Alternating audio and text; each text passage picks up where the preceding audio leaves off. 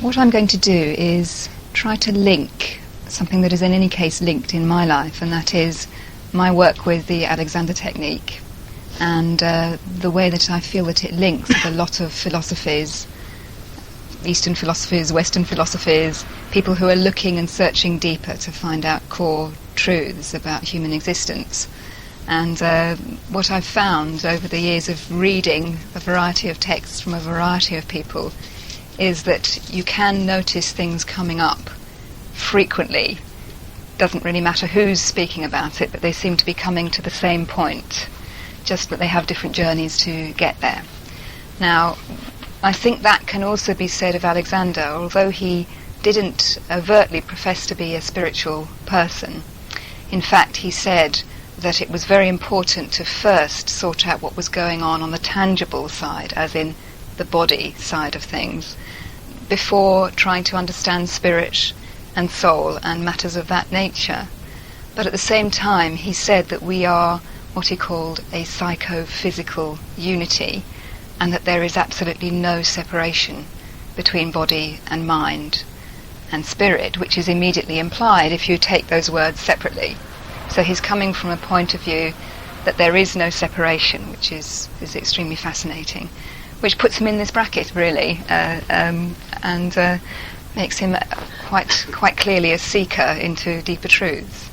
Now, Alexander came from personal experience of being a very sickly teenager who really couldn't really cope with school. So he wasn't sent to school as a teenager, but he was sent out to ride horses in the countryside and to try to build up his constitution. And he was growing up in Tasmania, which is a small island south of Australia, late 1900s. So he's about, teenager in the 1880s or so, coming up to about 1890. He was about a 20-year-old at that time. So what was interesting was that he developed a love of Shakespeare and decided that he wanted to be an actor as a profession. And he went ahead and did that, and was being quite successful for I think 1 or 2 years as a young man, having recital evenings and inviting people, and they would come and they would pay him for it. And then with him what happened was that he lost his voice. So, which of course is pretty dire, isn't it? If you're an actor, it's going to be the one thing that really challenges everything in your existence, and that's what happened to him. So he really wanted to solve that problem in order to be able to carry on with his work. But the doctors couldn't solve it for him because they couldn't find anything wrong. And this is where, for many people that I teach or that you see, it links with their story, because I'm frequently seeing people where there is no tangible or no visible problem if they go to the doctor and they go through x-rays and so on. But they're still experiencing some sort of symptoms or dis-ease in their lives. Alternatively, they just generally don't feel on top of the world, so they might decide they want to try and get to the bottom of it. Just like Alexander, so they've shared that common experience. But what happened to Alexander at that time was that he decided that he really wanted to solve the problem himself if the doctors couldn't solve it. And he began to observe himself. And what he noticed, what I'm going to do is give you a small summary of the Alexander technique, and then link it so that you can follow where I'm coming from when I speak about the other deeper issues. So basically he set up a room full of mirrors, and he got a job in an office in Sydney, and he would go home every day at the end of his day in the office and go into the room full of mirrors and look at himself in the mirrors from all sides. And he noticed, and this is where this won't be so helpful for people who are listening on the tape, but I'm going to demonstrate. What I'm actually going to do is show Alexander's posture. So what he noticed was that he was very rounded in his upper back and really didn't have what you would think of as good posture. And he noticed he was tense, so he noticed he was tightening. So he began to think, well, maybe all this tension that's around is pressing on my voice box. Maybe that's the problem. And the reason why he thought that was that he had noticed that in everyday speech he didn't really lose his voice. It was only when he began to act and raise his voice and speak in a more pronounced way that the problem came up. So he thought, okay, I must be doing something when I'm acting that is causing more tension, more pressure, and my voice is giving way and it's not working properly. So this was really quite a new thought for that time, to begin to think that maybe he was doing something to himself.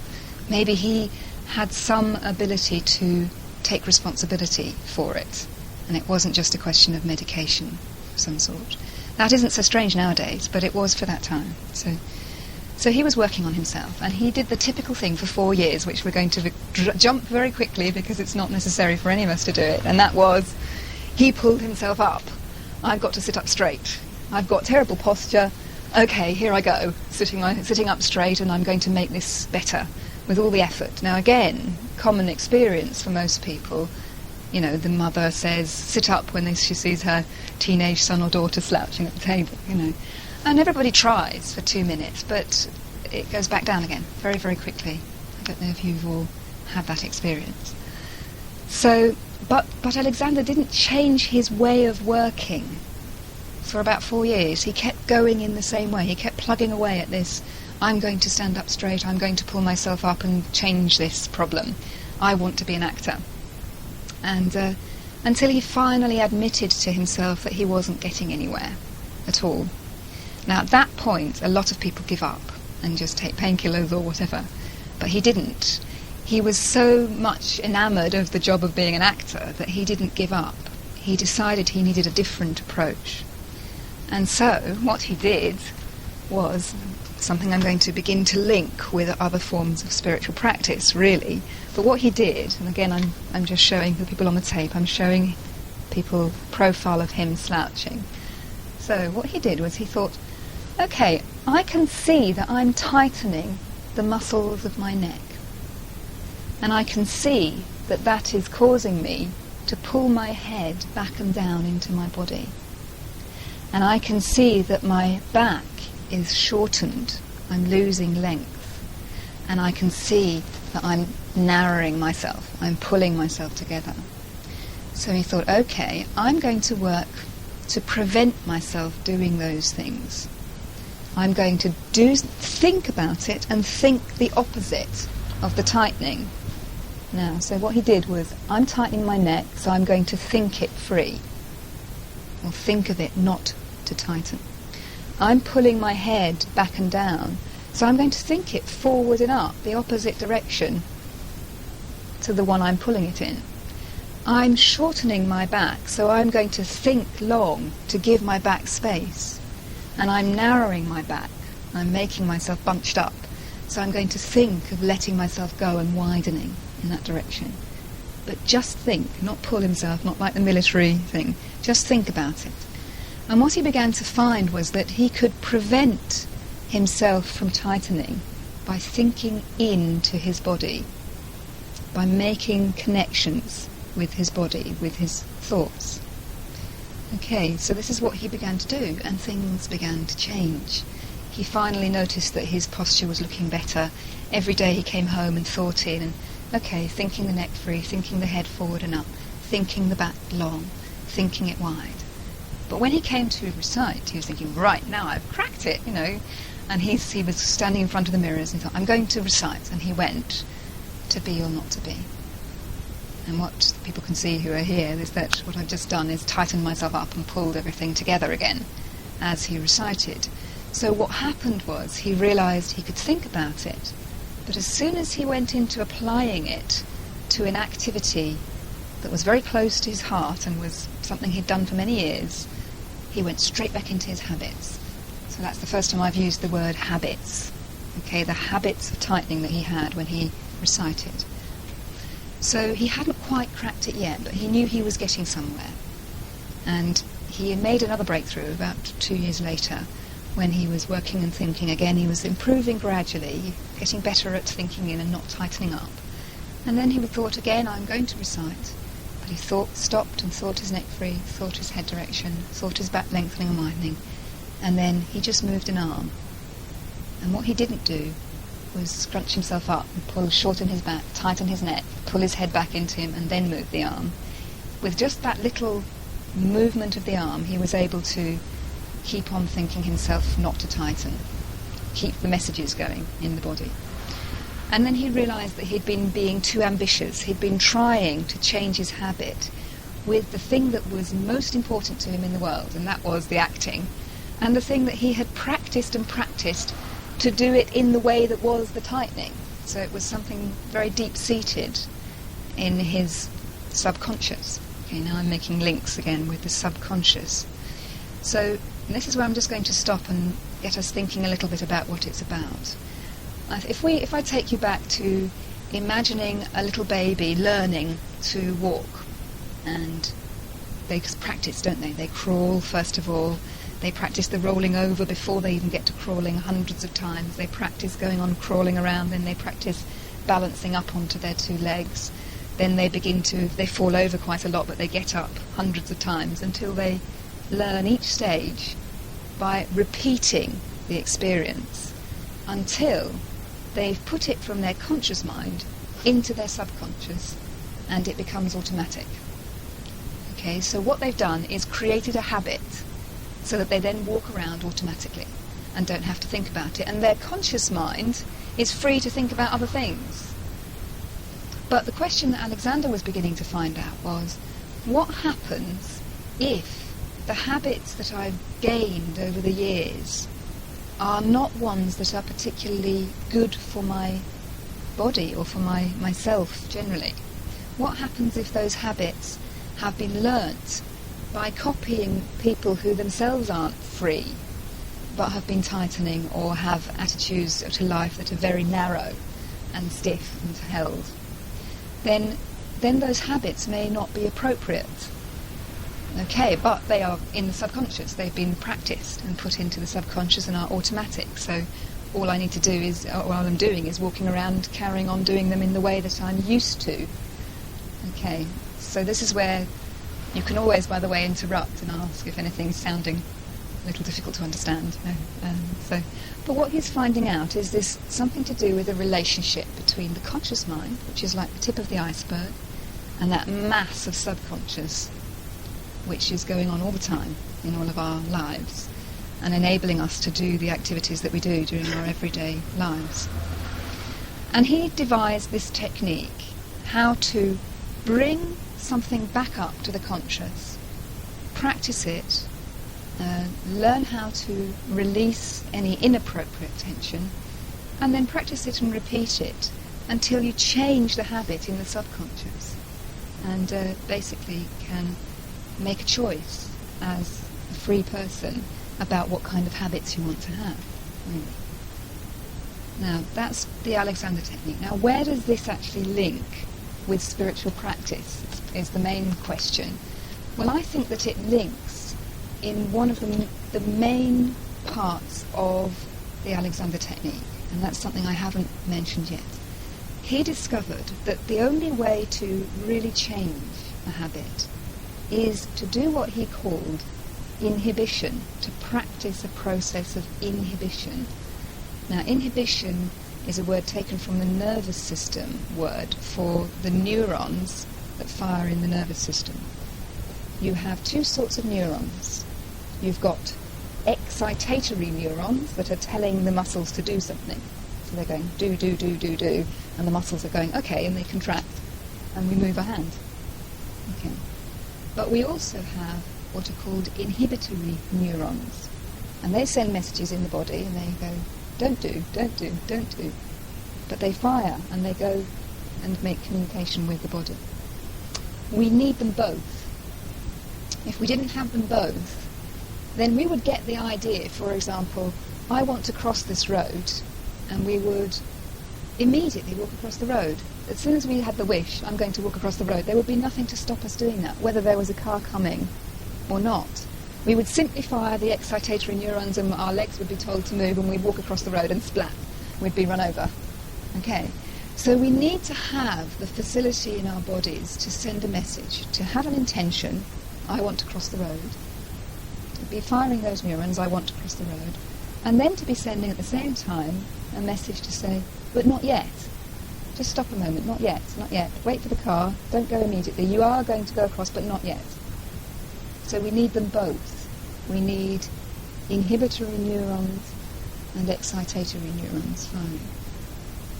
Every single child, in the wonderful freedom that they have, is very much in balance with their inhibitory and excitatory neurons. That's I think you might have experienced a situation where a child takes a bit of time to decide what it wants. You might, supposing you were to offer a child a drink or something, just say, would you like something? Say, would you like this drink of blackcurrant juice or something? The child would probably stop first, take a look at the person offering it, take a look at the drink, check whether it liked the drink, check whether it liked the person offering it. If it liked the drink but didn't like the person, it would turn and walk away. If it liked the person but not the drink, it would turn and walk away. If it didn't like either, it would decide it didn't want it, and he or she didn't want it.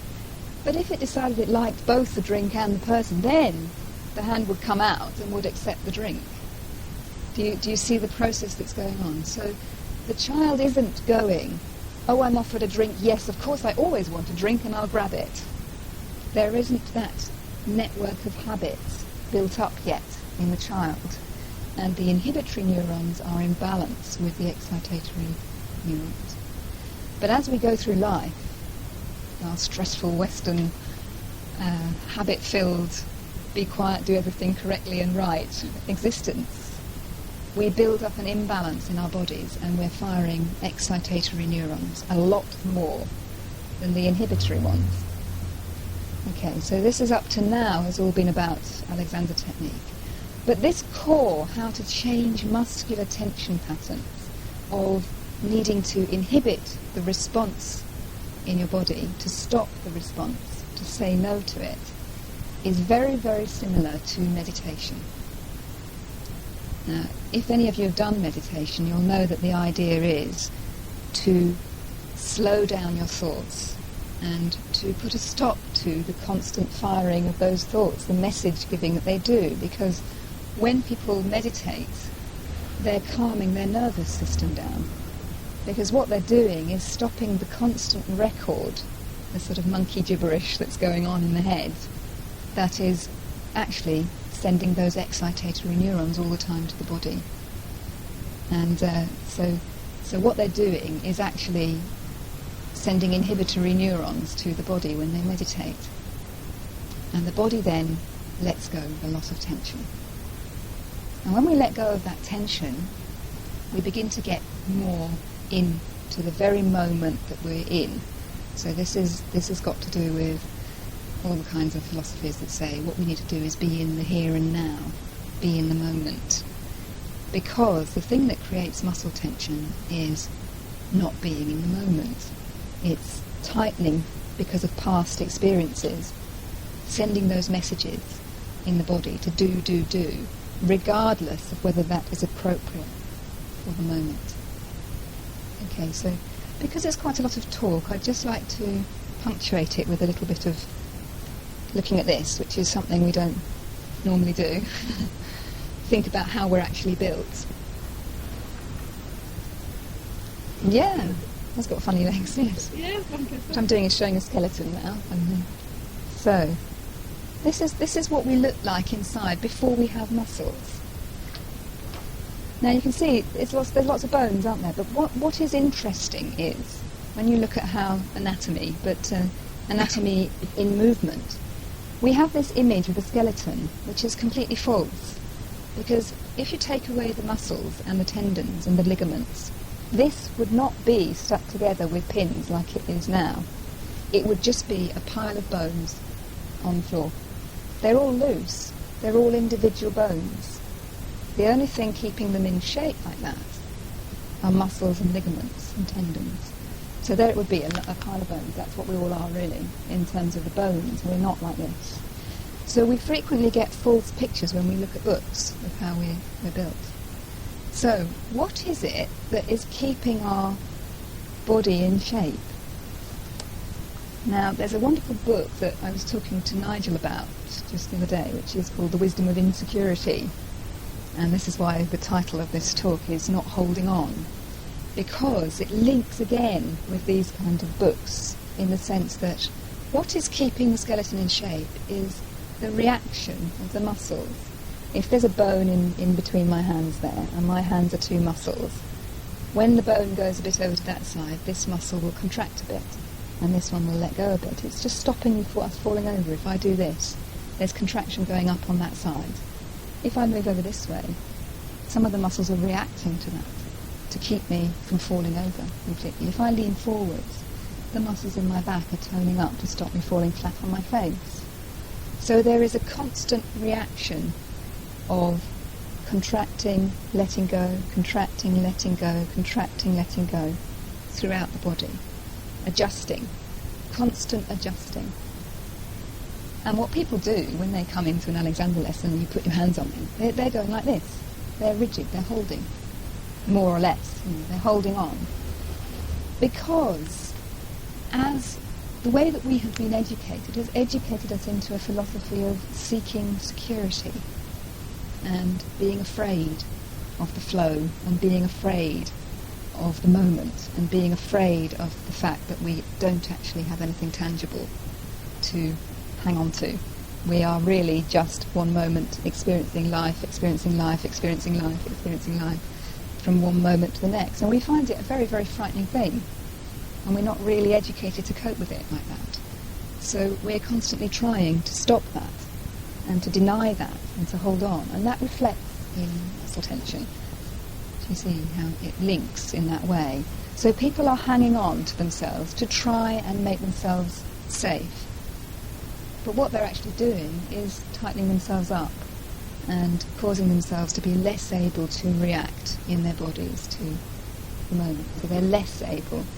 You can think of the child that falls over time and time again and never hurts itself.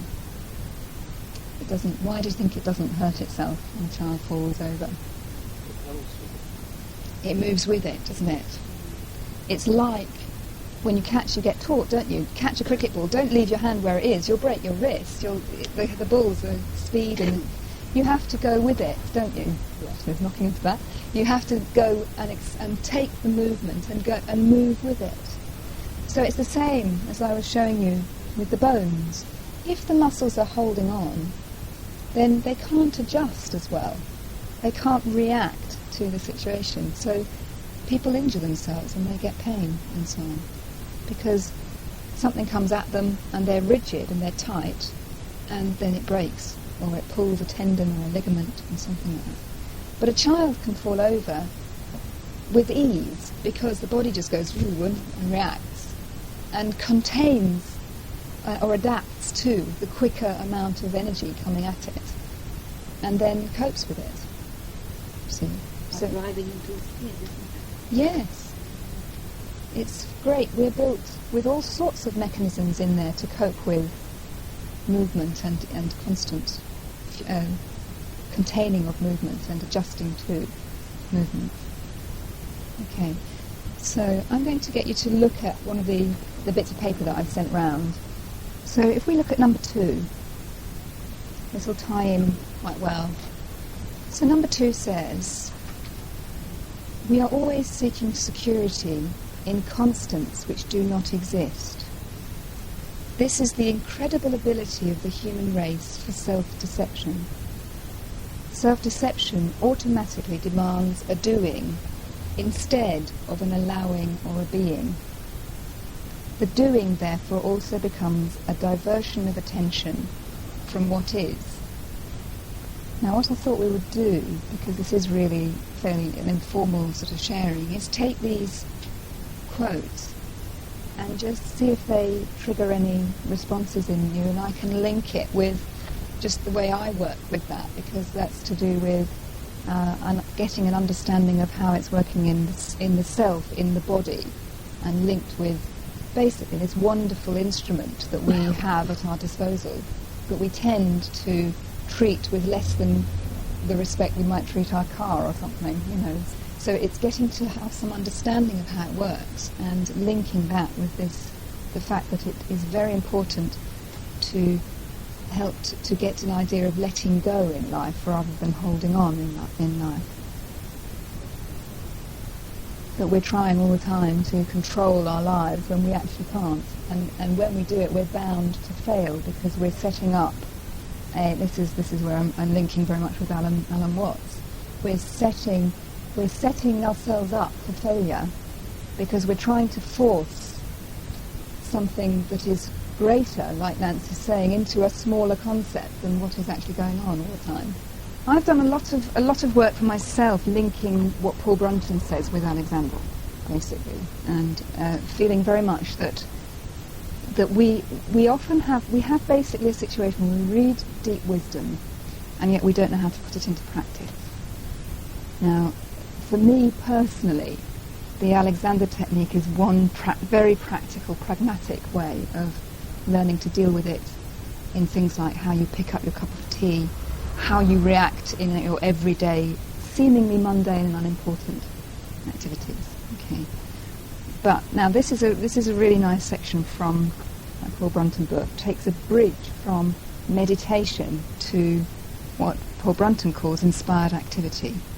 Okay, and what I feel that Richard was talking about the other day when he said actually everything is a meditation. Everything becomes, activity itself can be a meditation. When you're a master, which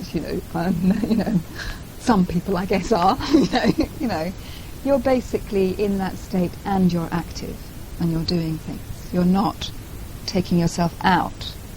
So again, we tend to meditate and then we go back and carry out our daily lives with all our normal habits and problems they have, and then we come back and meditate. So we're seesawing all the time, unless we find some way to bridge that gap. Do you see what I'm saying? So we need to bridge the gap. Now this is explains this quite well.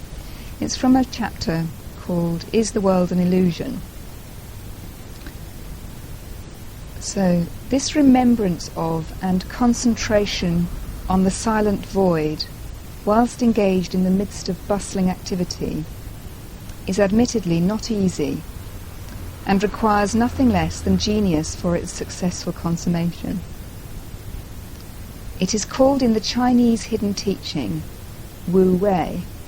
An adulterated fragment of this teaching exists in Lao Tzu's little text entitled Tao Te King, and the phrase is usefully translated as meaning non-doing or inaction. This is something that Alexander technique calls inhibition, which we also speak about as non-doing or not reacting. Okay, so I'm drawing a bridge. So non-doing or inaction. Both Western and Eastern mystics have erroneously thought this means to refrain from action by living in monastic retreat. The correct meaning is the inner realization of the basic voidness, the immateriality of existence, while outwardly taking that materiality as real for practical purposes. To practice inaction in the sense in which it has been used in Oriental mystical works like the Bhagavad Gita and the Tao Te King does not mean physical inertia. This is a materialistic misapprehension.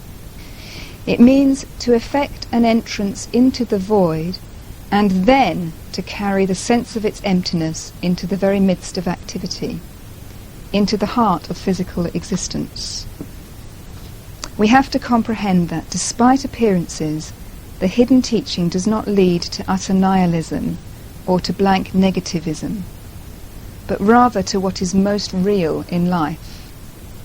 Hence, if most mystics envisage their ultimate physical goal as a state of inspired inactivity, all philosophers envisage their ultimate physical goal as a state of inspired action. And in terms of Alexander technique, that is what happens when the inhibitory neurons and the excitatory neurons are in balance. Because when they're really in balance, you're not thinking about the past. Now, I'm getting onto memory now, see? And you're not thinking about the future.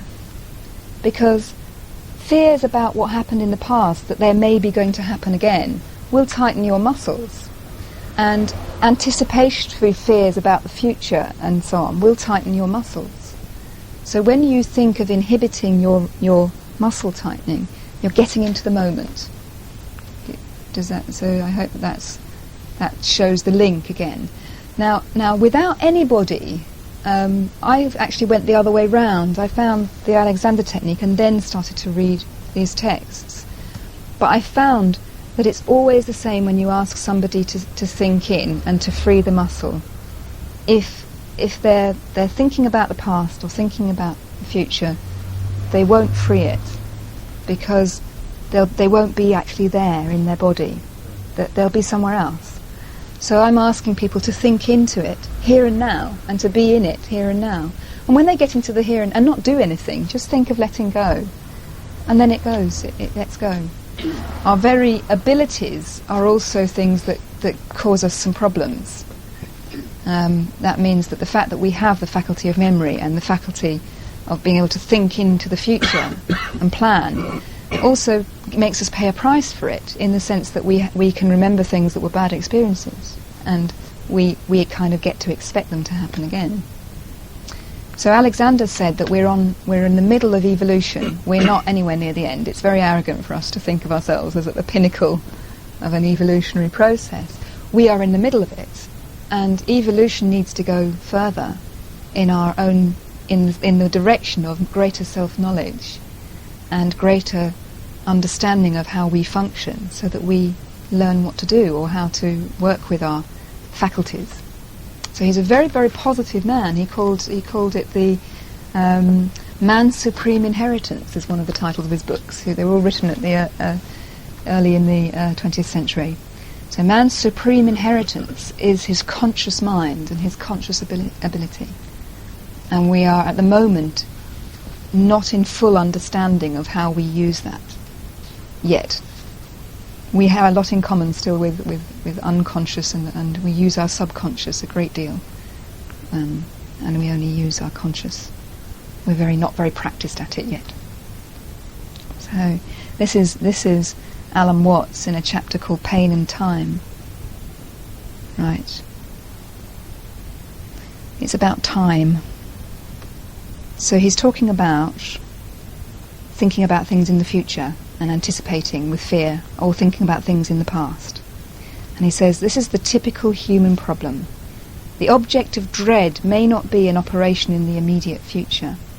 It may be the problem of next month's rent, of a threatened war or social disaster, of being able to save enough for old age, or of death at the last. This spoiler of the present may not even be a future dread. It may be something out of the past, some memory of an injury, some crime or indiscretion which haunts the present with a sense of resentment or guilt. The power of memories and expectations is such that for most human beings, the past and the future are not as real, but more real than the present. The present cannot be lived happily unless the past has been cleared up and the future is bright with promise. Okay, so we're constantly thinking about the past or thinking about the future. We're very, very rarely really here and now. Okay, shall we have a look at another quote, and maybe that will trigger something? So, you will not be able to understand the world, this is number 3, you will not be able to understand the world better than you understand yourself. The lamp which can illumine the world for you must be lighted within yourself. So that's Paul Brunton again.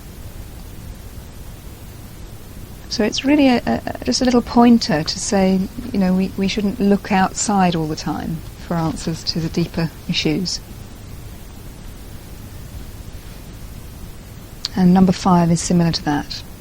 It is here, in a simple, common situation, that one finds oneself, that philosophy has its place, just as much as in the profoundest movement of thought. So it's a bit Zen, really, isn't it? The Alexander technique has been called the Zen of the Western world because it's about, how do I drink my cup of tea in the here and now? How do I walk down the street? How am I sitting? How am I going to get up? How am I gesturing? How am I ultimately reacting to someone shouting at me? So in a sentence, it's how do I react to the stimuli of everyday life? Do I react with a trigger, like Pavlov's dogs? Do you all know Pavlov's dogs? Or heard of that? Do I react? The bell rings and I get triggered and the habit kicks in. Or does the telephone ring and I decide whether I want to answer it or not? Do I jump immediately if somebody presses my buttons because they haven't done the washing up? How do I react? Am I a slave to all my habits, or am I a person taking a free choice about how I react? Have I copied the reactions that my parents had to such an extent I'm just doing them all the same? These are the issues that come up in learning the Alexander technique. Now, habits can be very good because there's no criticism or judgment in all this, because if you had the good fortune to have people around you who taught you good habits, then you will have less problems physically and less symptoms as time goes on. But the majority of us are influenced by the stresses and strains of the people that we've been brought up by, and they have by their parents or by their environment. And they have by theirs, and they have by theirs. So it is just simply observation and working out how to get out of it, the vicious circle of habit. So a lot of our psychological work that we're all trying to do on ourselves is about letting go of that and trying to get into the moment and not constantly being triggered and reacting from past experiences. But Alexander did say that no therapy is complete without addressing the muscle tension which is left in the body and keeps triggering it. This is taking us a full circle, because he's saying there is no separation between your mind and your body. It's not as separate as you think. So you can't address one without addressing the other. I mean, in some cases when people understand where their fear is coming from, it will release some muscle tension in their body. But more often than not, the fear, supposing somebody has been in a war or something and they've had shell shock, that will be triggered. They've got this in their body, and that will make them feel emotional in a certain way, because the body has still got the fear in it. It's holding on. It's telling your mind, it's going backwards and forwards, saying something is wrong, you're really frightened, you're tight. So it's going backwards and forwards all the time. The messages don't only go one way. The body is also telling you how you feel. It's sort of backwards and forwards. It's a unity. Okay, so now how are we trying to change it? This is how do we work on it? Well, meditation is one way, because it gives us at least a gap and a rest and a time to stop and switch off, and then to begin to learn to take that mindfulness into life. And working to deliberately release your muscle tension, and therefore learning how to be more in the moment is another way of going about it. And I'm sure there are many other techniques to help us, but it does seem quite a good idea to have some techniques when we begin to understand how we've got ourselves into where we're at, So this is where they've all come from, all the wise teachers from the East and so on. They tend to be practices, don't they, of some sort, to help us. So let's look at number 4 and see what that brings up. Actually, it's really just reiterating what I was saying. So it says, people's attention span is notoriously short. Why is this? Because mind wandering means that the experience of the moment must constantly compete for its place in the individual's thoughts. So if we're wandering to our past or wandering to the future, we're having great difficulty being present. So it's competing, isn't it? There's a conflict going on again inside us. Okay. Now, which ones haven't we had? Number 6. The habit of too quick reaction to stimuli in general causes most of the misunderstanding, misconceptions and misdirection of effort shown by most people today. That's quite a big one as well, isn't it? The habit of too quick reaction to stimuli in general causes most of the misunderstanding, misconceptions and misdirection of effort shown by most people today. So by being quick, we're going to trigger the subconscious reaction. We have no choice. If you're going to go stimuli, response, stimuli, response, stimuli, response, you're just going to do it the way you've done it hundreds of times. that comes from schooling as well, where you're on edge and someone asks you a question, you think you have to react quickly. You know, so again, conditioned Totally. children, and the fear of the child that it has to perform and say something. All the time, isn't it? Really deep. It's happened to us all. So this is another thing to do with having. Let's turn the page. Nice link, that one. So you see number 13. Very, very much a common one we all know. Love your neighbour as yourself. Haha. Now, I put that in because the one thing we're very bad at is loving ourselves, and that's what I think this phrase really means, and it is obviously from Jesus and so on. But loving your neighbour as yourself, you can only love your neighbour if you love yourself. This is also something that comes up again and again and again in teaching. So learning to look after yourself and giving yourself respect and a chance to be free and not tightened is not a selfish thing to do, because it will enable you to give more to others in a more appropriate way. Okay, so a lot of people do try to give all the time to other people when they need to, first of all, to learn some self-love and some self-caring, because we've all been conditioned, haven't we, into this pressured existence, and that it's selfish. I think we've all been conditioned into thinking it's selfish to think of ourselves. But ultimately we're pleasanter to be around if we do look after ourselves, you know. So it's but in the end you run out of energy because you've given it all out. You suddenly realise that your battery's flat. Yes. And also it's very hard to give if you're not really got to that point of self-love without expectation of return. And it builds up all sorts of funny habits going on and things going on. And sometimes we're giving not with the real wish to give it, because it's beyond our energy level. And this is something we talk about, isn't it, sometimes? So if you give beyond your energy level, there's a conflict set up. And people do, if you're talking oneness again, so again I'm making links, we pick up on a lot more in our interaction with people than we maybe think we do. So if somebody is really feeling they're unable to give and then they try to give anyway, there may well be subconscious messages going backwards and forwards between the people where the help is not as much help as really would be the best. That means it isn't really possible to help someone else when one's needy oneself in that way, not too efficiently anyway. But what it's really admitting is that we do need to address our own neediness quite a lot at the moment, I think, as the human race, you know, and to try to break some of these habits that are actually, I think there's getting to be a greater level of exhaustion amongst people. If you speak to anybody, it's hitting, isn't it? It's hitting a point when it isn't possible to continue in the way that a lot of people are going on, and that's possibly why the growth of these teachings is actually coming back. That they're being looked for and searched for because it's hitting fed up factor, you know, or inability to go on at that point. Let's look at number 14, which is really nice.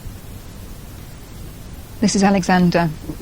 You are quite perfect, except for what you are doing. So it's now, if you're going to work with your habits, which is what I'm teaching people, aren't we all just really good at feeling that we're attacked the minute we're told something isn't 100% about ourselves? Okay. And we feel that that's criticism, and we feel it's judgment. Now, if you're going to change something, you can't change it unless you actually realise that it's not terrible that you have something you want to change.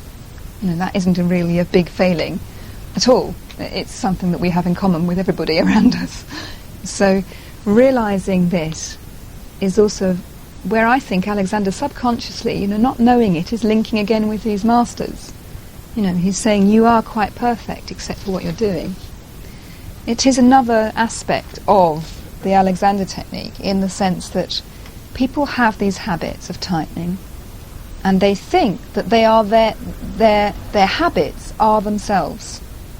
So they think, if I let go, I've had this just quite frequently actually, but if I let go of this tendency to hold myself there, then there's nothing left. Then that's me. I do all this. I go around and I go cycling every day, and I push myself to the limit, and I run a marathon, and I make sure I'm always on time at work, and I'm doing this, and this is me. This is my identity. Well, it isn't really, is it? These are all just habits. There is something beneath that, and I think ultimately, again, many people I teach, I can't speak always openly about a link to some spiritual thinking, as I can here. But ultimately, if you believe there's a core to your person, if you believe in things like oneness and that your habits are not you and not your identity, then you'll be more able to let them go. Because you won't be so afraid of letting them go. You won't feel you'll lose everything if you let it go. And yet it's still scary. Number 15 says, psychophysical equilibrium cannot be achieved unless the habits which obstruct it are changed. Again, that's Alexander pure, basically. And what it means is that, again, a phrase I say to pupils, we have a mindset. There's a problem. What's the solution? Okay, I've got a problem, I'm going to find the solution and do something about it. Now, Alexander technique changes it on its head. I've got a problem, stop doing the problem. Okay, do you see the difference? I've got a problem, I'm creating something that's a problem, I better stop doing that. Rather than, where's the solution, I have to run around and find somebody to, help me do this or something. So it is very important that we realise that very often we are creating the problems and we just need to stop. The best way to understand that is that nice little phrase from Alexander's niece, who's been teaching for 60 years. If you're hitting your head against a brick wall, it isn't going to help to start kicking the wall as well. There is only one thing that will help if you're hitting your head against the brick wall, and that's to stop. And that, again, is something where a lot of us are doing. We're hitting our heads in various ways against brick walls. And, again, we're a bit afraid of just stopping doing that because of what we might hit if we do stop. Number 7 links with that. The means used being wrong, the end result will be equally wrong, besides being unwanted and perhaps unexpected. That's Paul Brunton. Yeah. Now, this is linking with the concept of karma, really. If you think about karma. Actually, I'd just like us to read another, number 9 as well, and then we'll link the two. Number 9 says, of course we all create our own lives, because there is nothing but the moment. Our concept of our lives is our own mental creation. So if there really is nothing but the moment, then we have ideas, don't we? We have a story of ourselves in our heads. We have our picture of ourselves all the time. We've built up our past, we've built up our personality, we've built up all these structures and things. And we don't realise that that's our concept of our lives. It's our mental creation, so it will influence our experience. It'll begin to have an effect on what kind of experiences we draw to us, where we give our attention. So we are actually taking in a lot of information and we're filtering it. And then we choose somewhere along the line what we give our attention to, don't we? We pick it out, what we really give our attention to. There's a lot more going on than we choose to give our attention to. So our whole personality and our interests and our concept of ourselves and our slant on life and all this is affecting what we choose to give our attention to, and is affecting our experience of our lives. And in that way we create our lives. We have a choice what we give our attention to, but we often don't realise that. I was going to link that with number 7, which says the means being wrong, the end result will be equally wrong, besides being unwanted and perhaps unexpected. So supposing we really wish for something to happen, we want to be a success in our job or something, but we're going about it by putting a lot of pressure on everybody around us or something. then what comes out of that will be affected by the way we go about it, by the means that we employ. And we often don't understand why we get the certain results in our lives that we get, because we're not paying enough attention to how we're going about things. And that's causing an effect on what comes back at us. See? Again, it's about understanding a little more how we're creating our own experience and how our habits are building up and setting us up. Now, really, my experience of all this stuff that we're talking about now is that, strangely enough, if you have a thought and you have a very clear intention and then you let it go, it often happens. If you have a thought and then you really try to make it happen, it doesn't. Now, why could that be? The intention sets something in motion, I think. Your intention. Well, we're linking again with all sorts of things, like Emmanuel type thoughts or various things, again, that I've read. If you want something, you're actually projecting the thought out into the universe that you don't have it. You're asserting the fact that it's lacking in your life. These are linking with many of these spiritual teachings. But I think our habits are so deep that that's why we often have some understanding of all these things, and yet they still don't bring the effects, because the way we've been brought up, as you were saying, that the conditioning that we have is really very deep, and we're only just beginning to learn and understand this kind of paradox that's going on of projecting and understanding intention, and yet not being attached to the result and constantly asserting the fact in our minds that it's not actually in our lives. But if you look at number 12, this is great, because it kind of all fits with this. Prepare for peace and not war.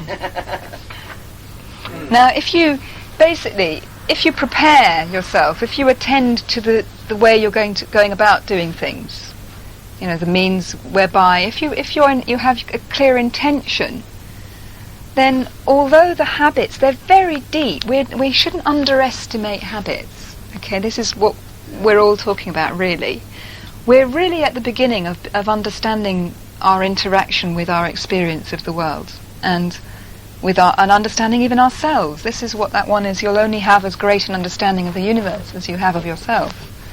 So we're at the beginning. So it would be very strange if all these thoughts that we're having and insights we're having would function all the time, because more often than not we're having one clear intention with no attachment and free letting it go, to 50 or 100 still tight wanting thoughts going on there. Yes, well, when you read PB on this, Paul Brunton, on this sort of thing, on karma, we're talking about karma as well, he thank goodness he doesn't paint a simple picture about it, because some of the teachings that are going on around the place make it all seem too simple, and then you get disillusioned, don't you, because you think, well, why is that not making sense? Well, what he's pointing out is that first of all, we can't remember a lot of our thoughts that have happened some time before and have set impulses in motion. Secondly, we are part of a collective consciousness and a general energy and trend, even the consciousness of the country that we're in, and we are tied in. We're all linked in together. It's a quite fantastic and amazing network of things going on. Yeah. Then we have our confused thoughts and our habits. So we may believe that we're thinking constantly with intent, but you've probably got some self-doubt going on as well, which would be very strange if you didn't, because most human beings do. So it isn't as clear. When you really look at it, you can understand why we all have messed up, strange, peculiar, out of control experiences of our lives, because in a way that's the way we have been projecting our thoughts for quite a long time. Now I'm going to make an amazing link that you've just said to muscle tension. Okay, now this is why I'm speaking to you now, to link it with that. When you have a muscle, if I now stand up, and you have a muscle tension pattern, now this is a personal one of mine. I used to play the violin, right? So when I first started doing this, my arm tended to hang like this. Can you see that looks a bit peculiar? It's hanging actually at this angle. It was because I had tightening in my arm from taking the violin up like this, and so I had some shortened muscles and tension pattern. Now, I used to get right into this non-doing and inhibiting of the Alexander technique. Okay, all I have to do is not let go of everything. And it doesn't work. Now, do you know why it doesn't work? That's because the messages are already going in the body, the habit messages. So if I just collapse and non-do, completely non-do, the pathways, the things that will happen in the body will go the path of least resistance, which is the habit, the one it's used to, will just go. So this is the strange thing about the Alexander technique. I teach people to think in to their body, which is a very active thing to do, thinking, but not to do it.